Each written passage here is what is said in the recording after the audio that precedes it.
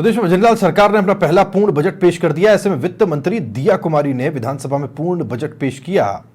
ये बजट लोक लुभावन घोषणाओं के साथ ही इंफ्रास्ट्रक्चर, उद्योग, किसान, युवा और महिलाओं पर केंद्रित दिखाई पड़ता है, जान पड़ता है।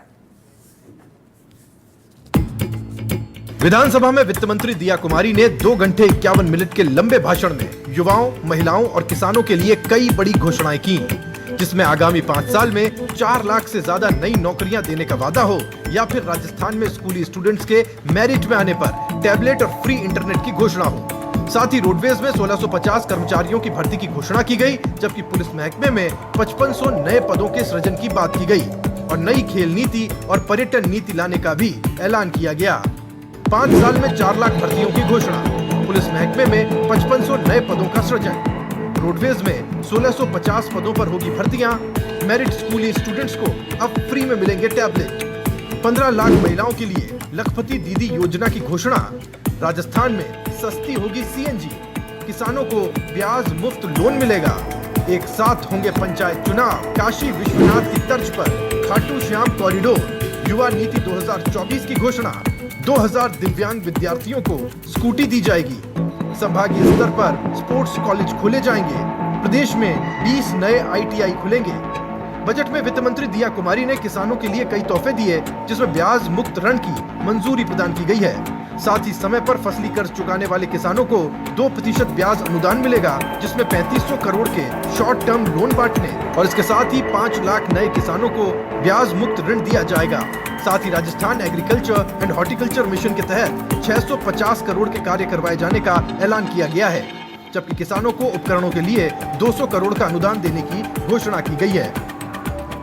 रुपए प्रति लाभार्थी अतिरिक्त अनुदान दिए जाने की घोषणा करती हूँ।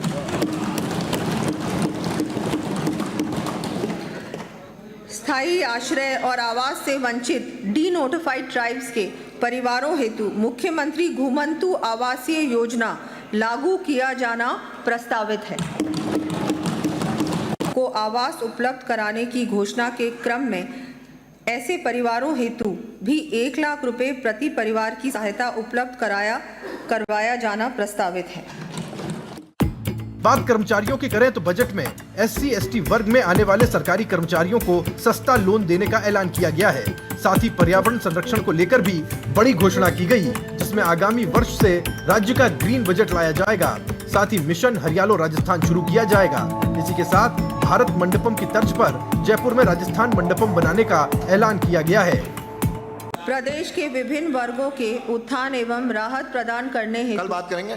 अनुसूचित जाति जनजाति विकास निगम, अन्य पिछड़ी जाति विकास निगम एवं अल्पसंख्यक विकास निगम के माध्यम से SC/ST OBC सफाई कर्मचारी, अल्पसंख्यक समुदाय एवं दिव्यांगजन के जरूरतमंद परिवारों को रियायती दर पर ऋण उपलब्ध करवाने के लिए सरकार द्वारा इन निगमों को 100 करोड़ रुपए की सहायता उपलब्ध करवाई जानी प्रस्तावित है। कार्मिक कल्याण, शासन प्रशासन के सुचारू संचालन तथा जन कल्याणकारी योजनाओं की इम्प्लीमेंटेशन में कर्मचारियों की महती भूमिका है।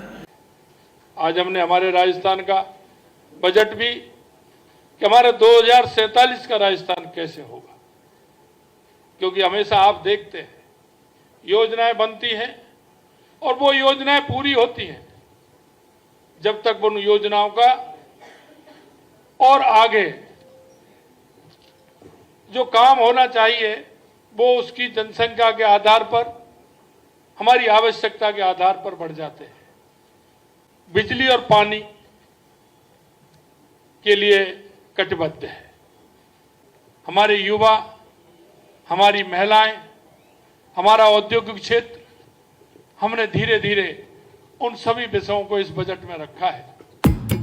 वित्त मंत्री दिया कुमारी ने विधानसभा बजट में आगामी 5 साल के कार्यकाल को लेकर बजट प्रस्तुत किया, जिसमें कृषि, स्टूडेंट्स, कर्मचारियों, खिलाड़ियों और किसानों समेत आम जन का ध्यान रखते हुए बजट में घोषणा की गई, जो जल्द ही आपको धरातल पर भी देखने को मिलेगी, ताकि भजनलाल सरकार में आम जन को राहत मिल पाए। रिपोर्ट समाचार प्लस।